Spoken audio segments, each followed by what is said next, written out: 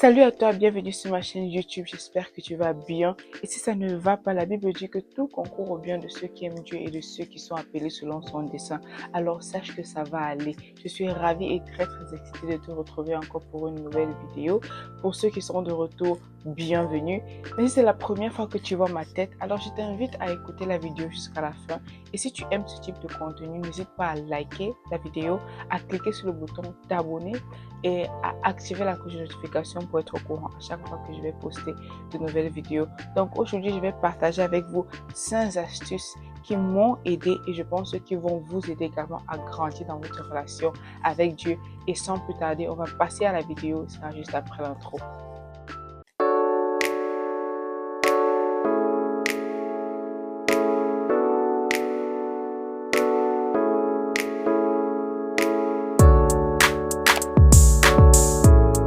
Le premier aspect, et ça allait d'être vraiment assez trivial, mais je pense quand même que c'est important de le mentionner, il faut être né de nouveau. Ça, c'est la première étape pour avoir une relation avec Dieu, parce qu'on peut pas considérer grandir dans une relation avec Dieu alors qu'on n'a pas encore une relation avec Dieu. La Bible dit que sa main n'est pas trop courte pour nous sauver et son oreille trop dure pour nous entendre, mais ce sont nos péchés qui mettent une barrière entre le Seigneur et nous.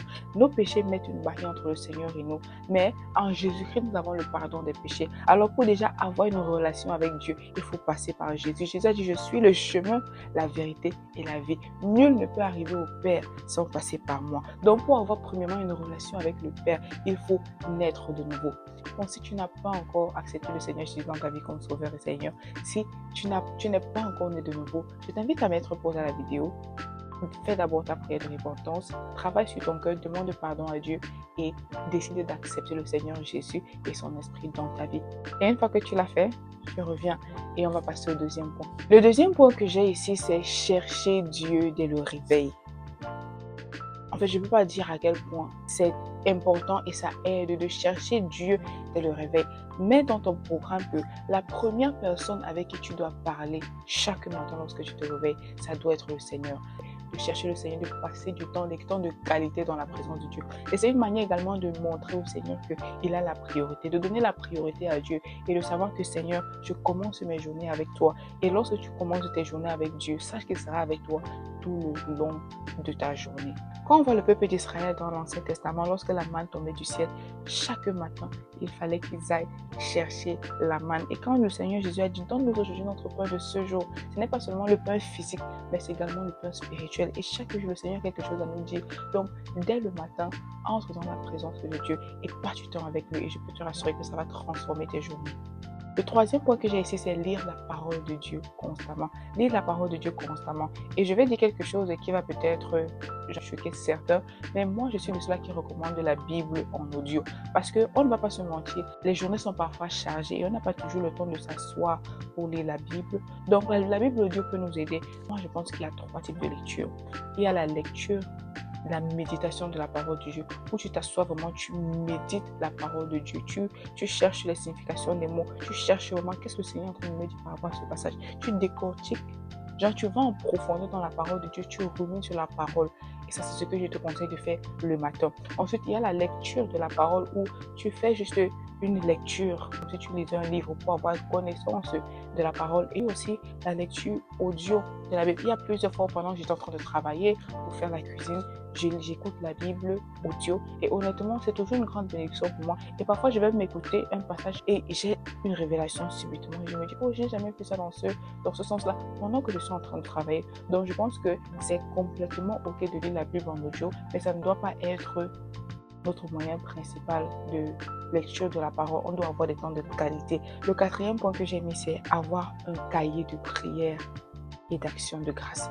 Et un cahier où tu vas écrire tes sujets de prière. Et dans le même cahier, tu vas avoir un côté pour les prières et un autre côté pour les actions de grâce. Ça va premièrement t'aider à voir la fidélité de Dieu. Parce qu'aujourd'hui, tu vis des sujets de prière que tu avais il y a de cela 4 ans, il y a de cela 2 mois. Donc, quand tu écris ces sujets de prière, et parfois, lorsque tu traverses des moments d'adversité et tu repars dans ce cahier, tu vois les sujets de prière que tu avais eu dans le passé, comment le Seigneur a agi. Ça t'encourage, ça fortifie ta foi et ça te donne la force d'avancer. Le cahier de sujets de prière est aussi là pour te rappeler. Parfois, tu as un fardeau dans le cœur, mais avec le temps, tu oublies. Mais quand tu as un cahier de sujets de prière, ça te donne les sujets de prière pour lesquels prier et passer beaucoup de temps dans la présence de Dieu. Ça te rappelle que, oh, j'avais commencé à prier pour le salut de telle personne, mais je me suis relâchée. Seigneur, pardonne-moi. Tu reprends, tu recommences à prier pour la personne. Et quand tu traverses les situations difficiles, tu vas dans ton cahier d'action de grâce, ça change tes lamentations en action de grâce. Et ça te donne ça rebooste ta foi. Et tu te focalises sur ce que le Seigneur a déjà fait et en sachant que si le Seigneur a pu faire ceci, il fera encore davantage dans ma vie.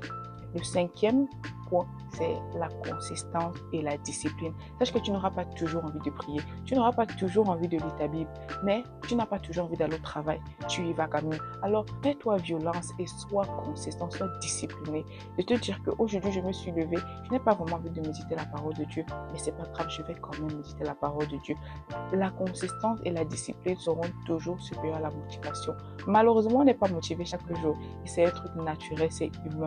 Mais au-delà de la motivation, on doit pouvoir trouver la discipline pour les choses que nous aimons, pour les choses que nous considérons. Alors, si tu considères que ta marche avec Dieu est importante pour toi, il faut que tu fasses le sacrifice d'être discipliné, même lorsque tu n'as pas envie d'aller dans le lieu secret. Et parfois même, tu seras surpris que tu peux ne pas être motivé, mais une fois que tu entres dans la présence de Dieu, le Saint-Esprit te fortifie et tu as ce feu qui monte en toi, qui te donne encore l'envie de passer plus de temps dans la présence de Dieu. Le Saint-Esprit est là pour nous aider et nous accompagner. Choisis ton heure de prière, ton heure de méditation, tes temps de lecture de la parole et sois discipliné et tu verras que tu feras énormément de progrès dans ta marche avec Dieu. Est-ce que tu as d'autres astuces qui peuvent également m'aider à grandir dans ma marche avec Dieu? N'hésite pas à me le dire en commentaire. Si tu as apprécié cette vidéo, je t'invite à liker la vidéo et si tu aimes ce type de contenu, n'oublie pas de t'abonner. Et comme d'habitude, c'est un plaisir pour moi et que Dieu vous bénisse. Bisous!